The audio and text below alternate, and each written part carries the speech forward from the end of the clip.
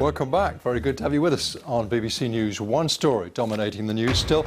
The World Health Organization has reported the biggest rise in new coronavirus infections in a single day, with numbers growing particularly in poorer countries. China's Two Sessions is a key event in the country's political calendars, where delegates from China's top legislature, the National People's Congress and the country's main political advisory body gather to discuss the main political topics. Let's get more on this from Shirley Lin, Professor in World Politics at the Miller Center of Public Affairs at the University of Virginia. Thank you very much for your time. We say they gather to discuss. Really, this is more of a show, isn't it, rather than a place for debate and discussion? Yes, you could say that it's a rubber stamping body, both today and tomorrow. However, I think there is a lot of meaning to today's meeting because, first of all, the meeting was delayed for more than 2 months because of the pandemic. And we will need to see in this deteriorating relationship between Beijing and Washington whether there's any positive gesture to halt this deterioration of relationship, or simply a warning of the risk of further confrontation. And will Xi Jinping make any specific response to trade and investment tensions in the South China Sea, East China Sea, but of course on technology competition, which is already heightened in the last few days with increased export control.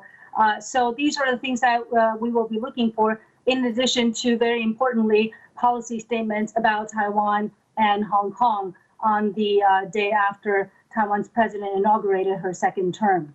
And what are the chances, do you think, of meaningful movement on those issues? I think, unfortunately, my personal prediction is that China's strategy will remain unchanged, that Xi Jinping will want to consolidate the party at home and expand its influence abroad. On Taiwan in particular, we've just seen, of course, the president sworn in for a second term, won a landslide on the strength of a very tough line on China. You don't think that the Chinese will respond to that? I think it would be very interesting to actually see how Xi Jinping will respond to it. Will he focus more on the carrots or the sticks? Because Tsai Ing-wen represents the more anti-China party compared to the opposition, the KMT. So there is no likelihood that Xi Jinping would not respond forcefully. However, Tsai Ing-wen has not changed her position, whereas Xi Jinping actually has the ball and can make a decision on whether to be more accommodative or to simply stay hardline and continue to threaten Taiwan, marginalize Taiwan internationally.